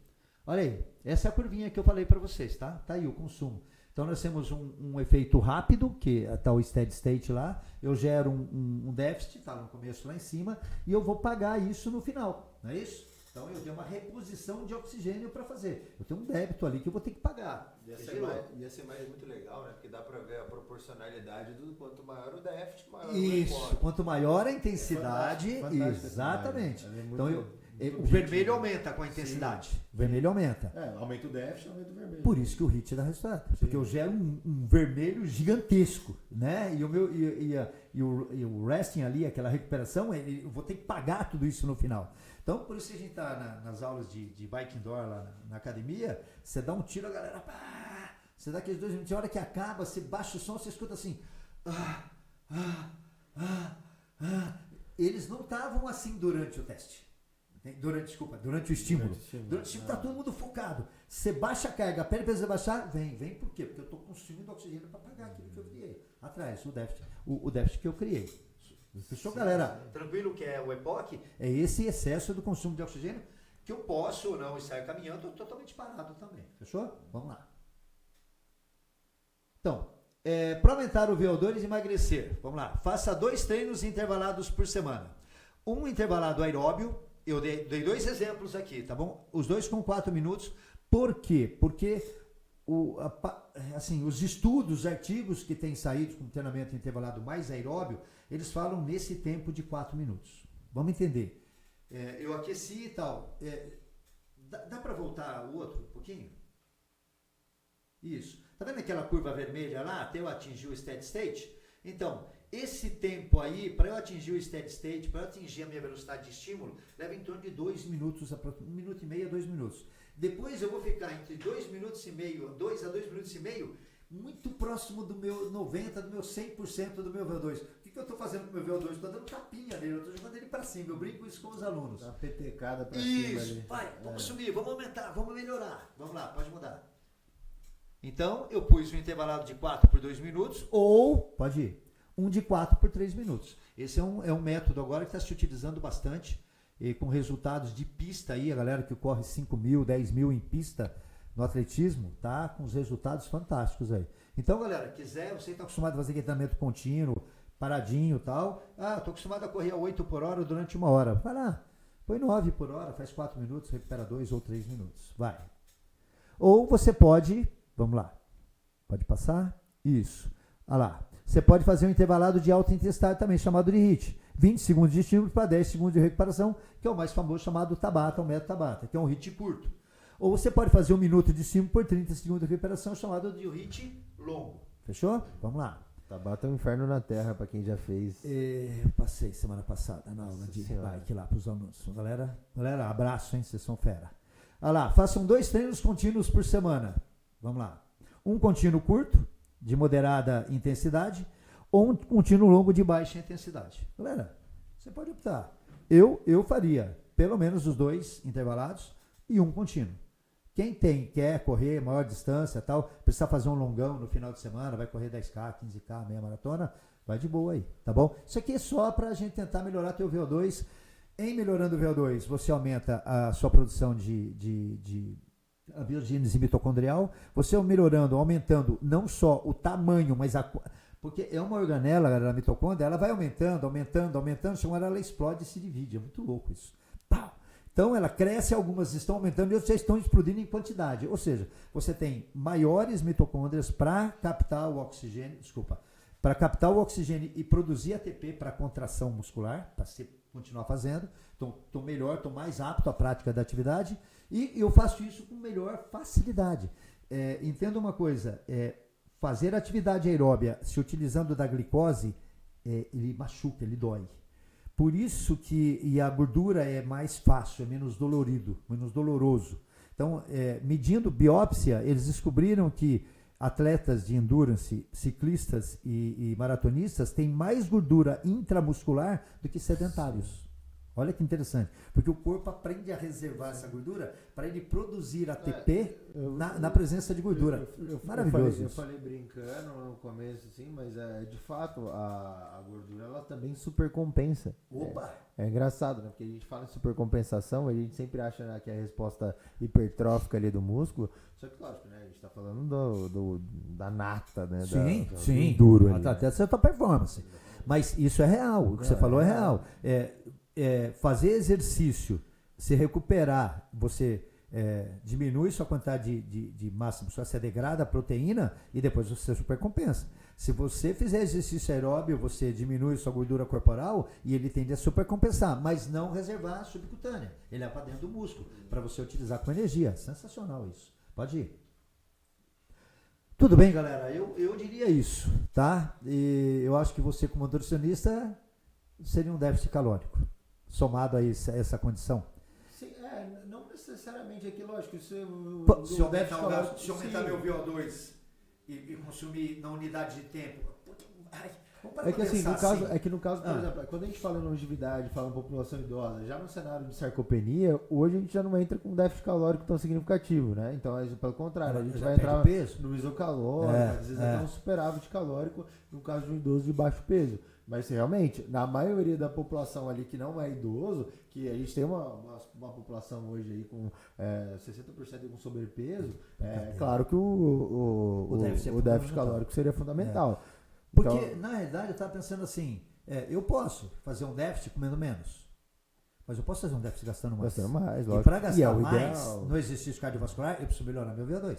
É o ideal. Eu preciso melhorar meu limiar anaeróbio. Eu preciso treinar. Sim, mesmo porque bater as nossas metas de fibra, de proteína, fica muito mais fácil, muito mais prazeroso no contexto onde você tem uma ingestão total maior. Tá vendo, galera? Dá para comer melhor. É só se tornar ativo. Dá. E treina menos. Se você for ativo de alta intensidade, você treina um volume menor, você come mais. Nossa, esses hits, galera, são treinos em média de... tem hit de 8 minutos. Tem, sim. Basicamente, hit, óbvio que você vai aquecer uns 5, 7, 10 minutos, porque é pancada. Então você aquece, já vai para uns 18, você vai recuperar mais uns 5, você vai uns 23. Galera, no máximo 30 minutos você faz um hit com excelente qualidade, tá bom? Vamos lá, VO2 e longevidade. Por que aumentar o VO2, se isso é verdade mesmo? Será que se eu melhorar meu sistema cardiorrespiratório, minha capacidade de consumir oxigênio, melhor, eu vou viver mais com isso? Vamos ver. Ganhos em percentual de anos de vida em homens vigorosamente ativos. Olha só. Se você faz atividade, homem vigorosamente ativo, se for sedentário, galera, você tem um benefício ainda maior do que isso, porque o cara já é ativo. Se ele gastar 500 a 999 mil quilocalorias por semana, ele ganha 27,4% percentualmente mais tempo de vida. Se ele gastar entre 1.000 e 1.499, 29%, que é um fator de corte. Quando você vai para 1.500 a quase 2.000, 36% mais de tempo de vida. Se você gastar entre 2 e 3.000, 43% mais tempo de vida. Vamos imaginar... Isso, só uma dúvida. Esses números aí embaixo em quilocalorias são provenientes gastos do exercício. Semanal. Provenientes do exercício. De exercício. Tá. Não de atividade. Basal, não, de exercício. Legal, então, vamos entender o seguinte. Não tinha visto esse gráfico aí. Vamos entender o seguinte. Imagina você que... Olha lá. geneticamente, nasceu para ter um infarto aí a 60 anos de idade. Sedentário. E você vai ter. Você vai ter. Por quê? Porque você não está fazendo nada para mudar esse... O meu motor vai fundir com 150 mil quilômetros. Se eu tratar bem meu motor, se eu fizer manutenção, óleo, se eu cuidar, trocar óleo certinho, não combustível. deixar, controlar um pouquinho tal aqui, botar combustível de qualidade, não é isso? Evitar usar, acelerar ele um pouco mais às vezes, recuperar, fazer com que ele se torne mais eficiente e tal, não ficar andando sempre devagarinho, porque é o dia que eu der uma acelerada ele vai estourar, não está adaptado. Então, essa é a mecânica que nós estamos falando. Eu posso deixar de viver 60 para viver 80. Olha lá. 40% mais. Galera, exercício hoje, comprovadamente, o último slide que eu vou mostrar para vocês é de doer o coração. Vamos lá. Tempo necessário para você gastar 2.000 quilocalorias. Olha isso em atividades. Para caminhar 6 horas, você precisa disso para gastar 2.000 quilocalorias num homem de 70 quilos. Se você é uma mulher de 60, tem que ser mais do que isso. Se você é um homem de 80, menos do que isso. Porque o peso faz diferença. Tudo bem? Então vamos entender lá. Caminha. Hã? Me pegou muito esse varrer carpete aqui. Aí, você vai ter que passar o dia na sua casa varrendo carpete ali de 10 horas e meia ou 1h30 limpando casa. Uma dona de casa pode ser, né? Uma faxineira, por exemplo, tem isso como trabalho na vida dela. Mas vamos lá. Caminhar 6 horas por semana. Pedalar a 15 por hora, que é uma intensidade média, dá 3 horas e meia por semana. Correr a 11 por hora, que é uma intensidade boa. A maioria das pessoas corre a 10. A maioria das pessoas faz corrida de 10 por 1 hora. Então, isso daria 5 minutos e 30 ao quilômetro. 2 horas, você tem que correr 7 dias, 21 minutos. Ou correr 5 vezes por semana, 30 minutos. Dança de salão, sem comentários. Você tem que dançar a semana toda. Fazer compra, então, Deus que me perdoe. Deve fazer muito bem pro emocional, né? Deve liberar várias endorfinas e esvaziar teu bolso. Mas, se você tiver grana para ficar todo dia, 7 dias na semana, 1 hora no shopping, parabéns. Nadar, olha, o consumo de oxigênio é maior, então 5 vezes por semana, 32 minutos, ou ir todo dia, segunda a sexta, 45 minutos. Jogar tênis, todo dia, 37, ou praticamente 50 minutos, 5 vezes por semana. Isso, galera, para você gastar... Se utilizar, produzir, gastar 2.000 quilocalorias com 70 quilos. Vai. Caminhada vezes corrida. Pode parar aí. Ó, o de baixo, só o de cima por enquanto, por favor. Isso aí. Caminhada, para você gastar 1.500 quilocalorias por semana. Se você pesar 50 quilos, caminhando a 5 km por hora, você vai ter que andar 8,82 horas por semana.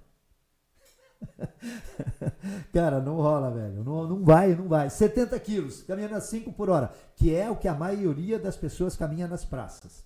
Eu já orientei um TCC na faculdade, a maioria das pessoas que caminham a praça é uma média de 4,5 a 4,7 km por hora. Nós medimos a praça e vimos e cronometramos as pessoas, tá bom? Fizemos um número disso.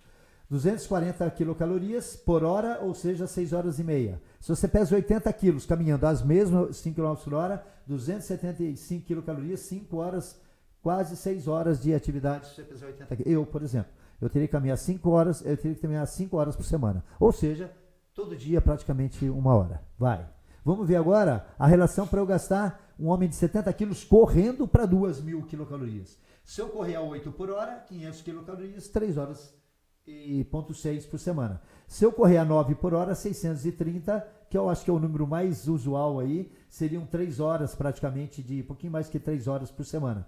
E se se eu for correr a 10, se for o meu limiar, se eu conseguir correr 1 hora constante a 10 por hora, com 3 horas de atividade, tá ótimo. Se eu sair 3 vezes por semana, correr 1 hora com 80, quantos quilos? Com 70 quilos a 10 por hora. Tá vendo? Não é uma coisa tão impossível.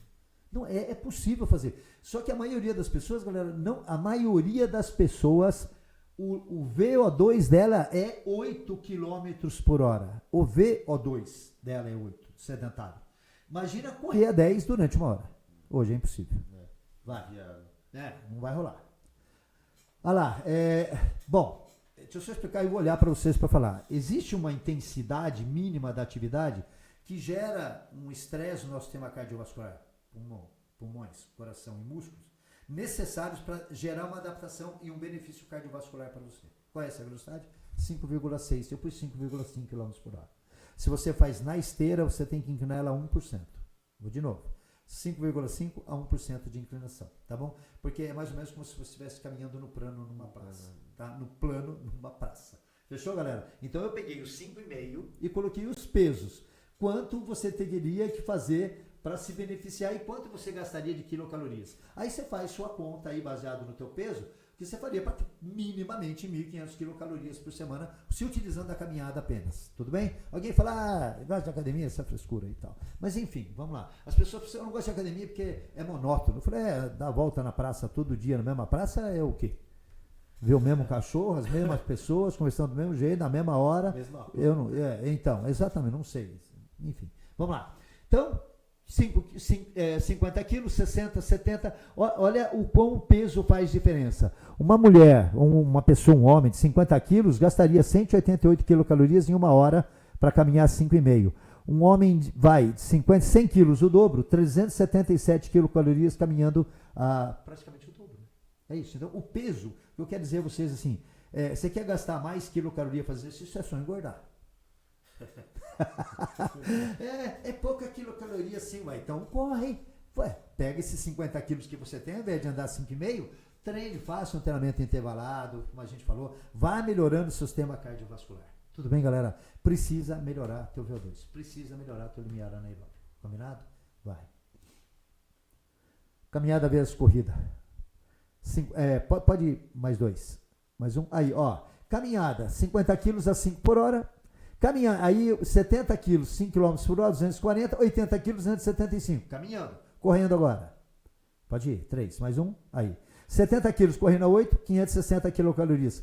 70 quilos, padrão básico hoje no país, a 9 por hora, 630, contra os seus 240 lá. Escolhe. Você precisa melhorar seu sistema cardiovascular para que você faça atividade. Quanto tempo nós estamos aqui? 1 hora aí? 20. Então é na média nossa. Então, treine para melhorar seu sistema cardiovascular. Não caminhe apenas achando que ao caminhar o seu sistema cardiovascular você vai te ajudar a emagrecer. Galera, qualquer gasto calórico, qualquer quilocaloria ajuda você a emagrecer. Agora, para pensar assim, eu vou viver mais com isso? Não. Eu vou emagrecer mais rápido com isso? Não. Eu vou melhorar minha produção de serotonina e endorfina? Não. Não vai. Então, procure um profissional. Busque um local que te oriente, busque melhorar teu VO2, tá bom? Vamos lá. E não é só, esse é um trabalho da Gatorade, do laboratório da Gatorade, eu uso muito, eu gosto muito desse artigo aí. Ó, exercício reduz o risco de morte por doença de coração, tudo bem? Você tem uma genética, a gente vivenciou pessoas que têm infarto do miocárdio, os pais infartaram com próximo de 30 anos, os filhos vão lá e infartam também. Isso tem. E eu vivenciei uma mulher que a mãe infartou com 30 e morreu. Ela estava na academia conosco, treinando, com orientação do cardiologia, um teste de cardiologia. A gente montou o programa, ela fez musculação, fez aeróbio, infartou com 28. 2 anos antes da mãe. Só que ela estava viva. Eu me lembro que o cardiologista, amigo meu, falou assim, ela chegou lá e bateu na mesa, assim, você viu o que você fez da minha vida? Ele falou, o que aconteceu? Minha mãe, você falou, olha, faço dieta, estou fazendo exercício, tomo o remédio que você faz, vem aqui a cada 4 meses, infartei 2 anos antes da minha mãe. Ela falou, você está aqui, você está viva, sua mãe morreu. É isso. Exatamente. Lembra quando eu falo do exercício? Você sobrevive ao Isso, infarto, exatamente. Né? Então o exercício ele não é feito só para você não infartar, é para você sobreviver. E ela sobreviveu e estava lá e falou assim, você está aqui. Aí ela caiu ainda, chorou pra caramba. Porque ela achou que não ia infartar. Não tem isso, cara. Não tem isso. Tá bom, galera? Ainda mais se for genético. Sim, a carga genética dela era absurda. Galera, só pra vocês terem uma ideia, mulheres que infartam até 30 anos de idade sobrevivem 1 a cada 10. Só, 10%. Eu conheci uma mulher. E lembrando que o índice de infarto para mulher já é muito menor. Muito menor. Muito menor. E sobrevive muito menos. Galera, olha lá. Risco sério de morrer. Conforme vai descendo ali os gráficos, estão percebendo que o risco vai diminuindo, tudo bem? Até chegar ali embaixo. Percebam, se você faz uma atividade leve, vamos considerar aqui os 2.500 quilocalorias, eu vou pôr a mão aqui, ó. Esse aqui, ó, 2.500 quilocalorias aqui, vamos considerar esse. O 2.000 ficaria no meio, mas vamos considerar porque tem 3 pontos bem marcados ali. O terceiro, da bolinha branca, é o quanto diminui o meu risco cardiovascular se eu fizer exercício leve. Quanto cai? Não dá nem 5%. Então, a caminhadinha, teu risco cardiovascular pouco é melhorado. Se eu faço uma atividade moderada, que está ali, ó, exercício moderado, aí sim seria aquele fat burns, uma corridinha já em torno de 8 km por hora aproximadamente. Quanto diminui o risco? Olha lá, em torno de 15%. O risco é diminuído se você gastar 2.500 quilocalorias por semana. Daria aí mais ou menos, próximo disso também, os 2.000 ali, não muda muito. E se o exercício for mais intenso, eu reduzo em média 22% a probabilidade de eu ter de eu morrer de doença do coração. Olha isso. Então, eu acho que é isso. Eu acho que se você ficar, flutuando entre exercício moderado e intenso, o intenso eu faço em menor tempo, o exercício moderado eu aumento o tempo. Se eu gosto de correr, eu posso fazer um longão de baixa intensidade, não tem problema. Mas que eu tenho que incluir, não estou falando de performance, estou falando de tempo de vida e evitado morrer por doença cardiovascular. Tá bom? Vale a pena. E vou dizer mais, dois treinamentos de alta intensidade por semana, não mais que isso, e dá pelo menos 1 ou 2 dias de intervalo entre eles. Eu faria um dia, descansaria 2 e faria no próximo. Tá? Então, o que eu falo para a galera lá na Trainer, eu falo, quer fazer aula de bike indoor, que tem intensidade alta, faz um dia, descansa, pula pelo menos um dia para fazer o outro. Tá bom? Sim. 2 vezes por semana, galera, não precisa. Atleta não faz mais que 2 hits por semana. Intervalado longo ou o high intensity. Legal esse quadro, né? Sim, demais. Vamos lá? Vai. Aí também, é para vocês entenderem a idade. Olha o que acontece com a capacidade cardiorrespiratória. Então, tá lá, exercício leve, moderado e intenso. Não estou aqui dizendo que vocês vão sair de hoje para amanhã, quem está assistindo, e falar, pô, eu não treino, eu estou assistindo isso aí e faço minha caminhadinha, amanhã eu vou correr. Não. Procura um profissional e monta uma programação para você chegar a correr, tá bom? Ou para você fazer uma... o nosso programa de bike indoor lá na academia tem 5 etapas para você chegar na aula, não é isso? Então você começa na bicicleta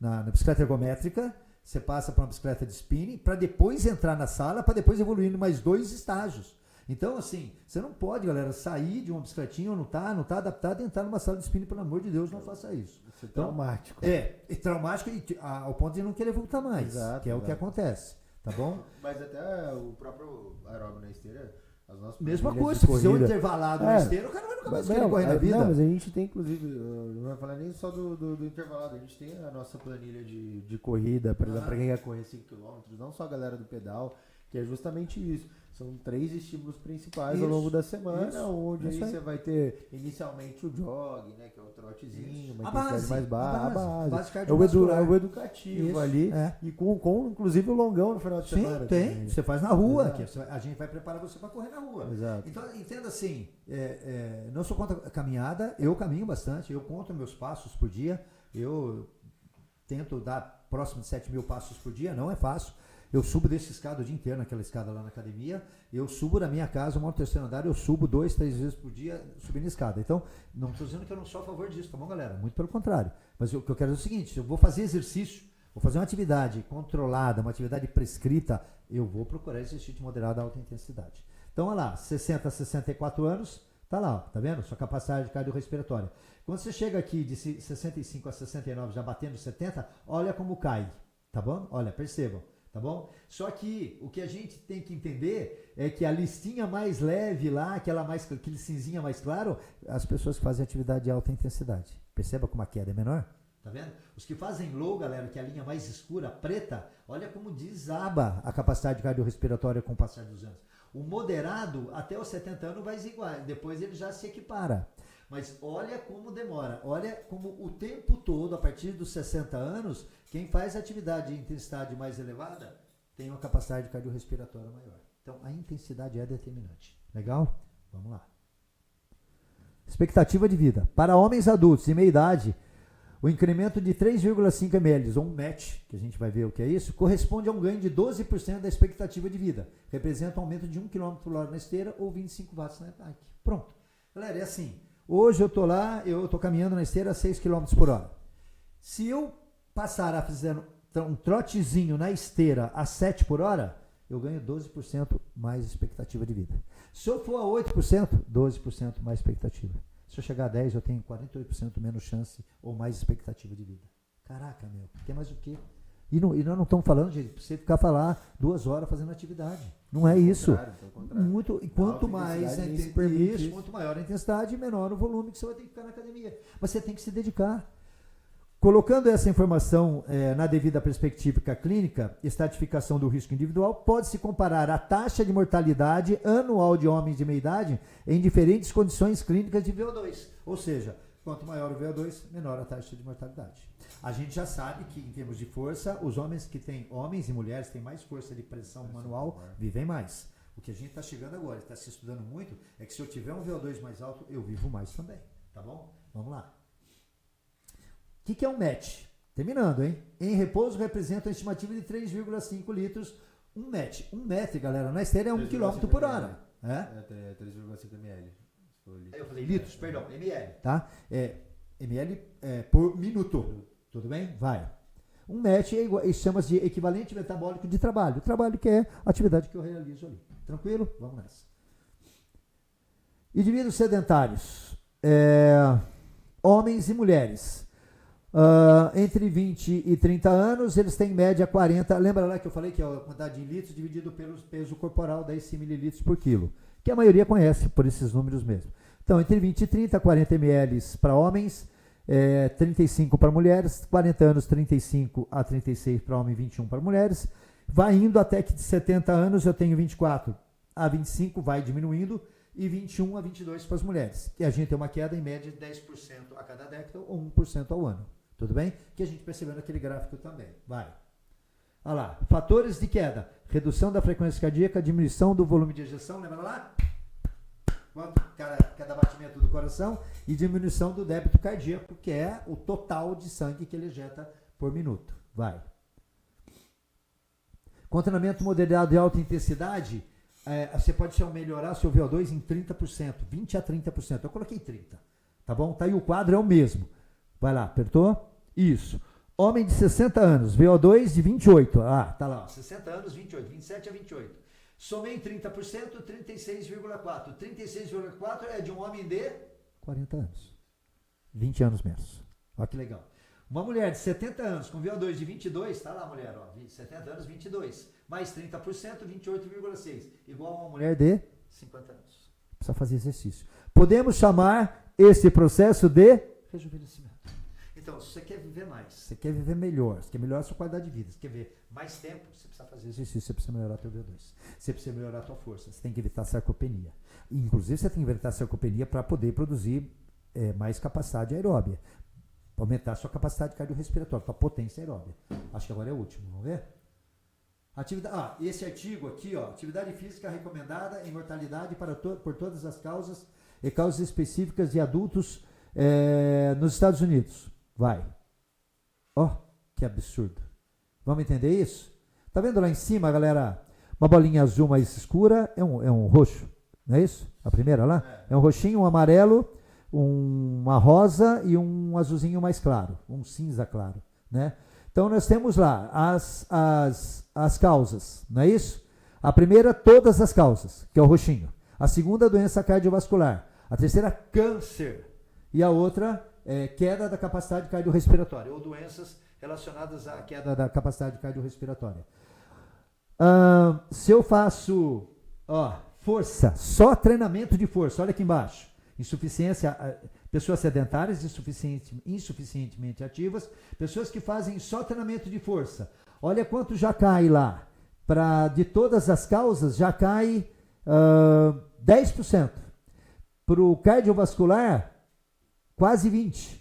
Para câncer, 17%, 18%. Para doenças de insuficiência cardiorrespiratória, já cai para 22%, 23%. Olha a probabilidade de morrer. Se faz exercício aeróbico, que nós estamos medindo capacidade cardiorrespiratória. Sim. Mas vamos entender que olha o treinamento de força isoladamente, como ele melhora o sistema cardiovascular. Exato. Ao contrário do que muita gente pensava há vários anos atrás. Então vamos lá, o cor-de-rosa, que é doença cardiovascular, reduz em 22%, quase 25%. Porque é 0,8%, dá mais, dá 25%. O roxinho lá, todas as causas, já reduz vai dar quase 7, 30%. Para doença cardiovascular, 35% aproximadamente. E para doença respiratória, já cai para quase 40% menos. E aí, galera, os dois juntos aqui, ó, o último. Olha a somatória dos dois. O treinamento de força mais o treinamento, ambos, tá ali, ambos. Nós temos aí uma redução de 40% doenças de morte por todas as causas. Temos o mesmo para câncer. Temos quase 50% para doença cardiovascular e para insuficiência respiratória crônica, 55%. Puta, eu não sei mais o que dizer. Eu não sei mais o que trazer para vocês. Esse artigo aqui, galera, foi feito com... Vai me falar a memória agora, mas alguns milhões de americanos. Então, não é um estudozinho que você fez com 12, 15 pessoas. Eu depois posso até passar para vocês, mas são milhões. É que, na realidade, eu estava pesquisando, estudando, encontrei esse artigo hoje, falei, cara, eu vou colocar porque eu acho que fecha bem o nosso assunto. É surreal, né? Então, primeira coisa, força aumenta o sistema cardiovascular, melhora, faz você ver mais? Faz. Ele ajuda no seu sistema cardiorrespiratório, ajuda. Tanto que a hora que a gente soma os dois, olha o que acontece aqui. Ambos. Fechou, galera? Eu acho que é isso, né? Não sei se a gente pode ter contribuído com a galera aí. Com certeza. Se isso né? não convenceu você a fazer de musculação e exercício cardiovascular, não sei mais o que convence. Não, é só deitar e morrer mesmo. Aí você vai morrer pela boca. Não tem um ditado que diz o peixe morre pela boca? O ser humano hoje está morrendo pela boca. Nós precisamos vir um dia aqui, tá? Para a gente falar um pouco sobre qualidade da alimentação. Qualidade. De verdade. Só mais relacionado à qualidade mesmo. Sabe? Pô, eu vou com meu filho no supermercado, aí a gente entra com o carrinho, eu vou passando em todas as gôndolas, né? Pra olhar o que eu preciso e tal. Ele vira e fala assim pra mim, eu não sei por que você anda. Por que a gente fica andando no supermercado? Eu falei, por quê? Eu falei, você compra sempre a mesma coisa, você compra ovo, você compra arroz, você compra carne, você compra frango, você compra atum, você compra água, se vai comprar um negócio, compra iogurte, você compra... se você compra isso, por que você fica andando? Ah, que eu preciso ver se está faltando alguma coisa. Ele falou, mas não precisa. Da próxima vez eu levo o carrinho, a gente passa aí, já pega e vai embora. Dá pra ser mais objetivo.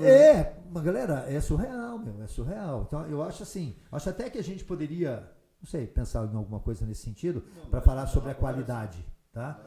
Galera, eu acho que é isso. Primeiro agradecer você, Ale, eu sei que não é fácil, né? Eu falo pra caramba, mas pô, eu acho que vai chegar mesmo a hora que você vai sentar aí, esse programa vai ser seu e você vai assumir essa frente aqui, você é jovem, tem competência e eu ficaria orgulhoso se isso acontecesse.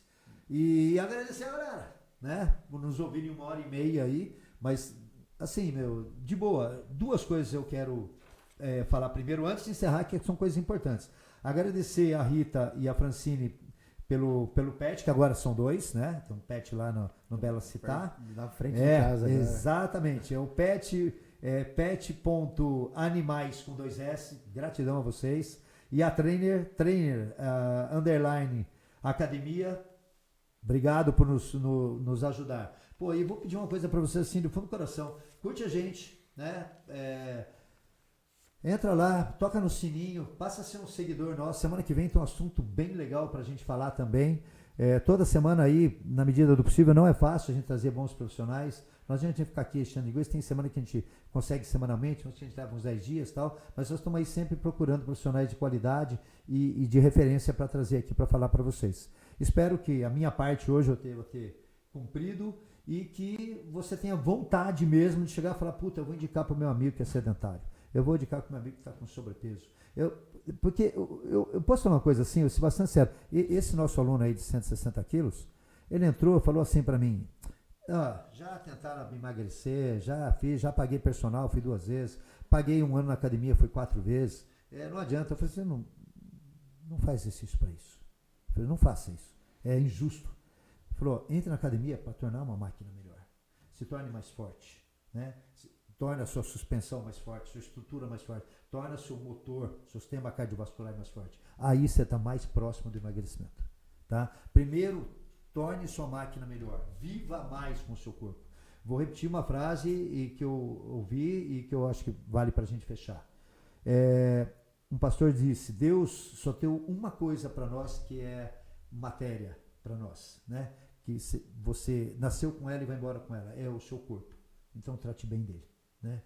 Faça dele, agradeça a Deus, cuide bem, é o único presente que você ganhou dele, tá bom? E se você precisar da gente, a gente pode contribuir muito com vocês. Competência e conhecimento para isso, a gente estuda muito para isso. Tá bom, galera? Fica com Deus, um abraço. Valeu. Obrigadão. Valeu, obrigado. Obrigado, Prazer. galera. Até mais.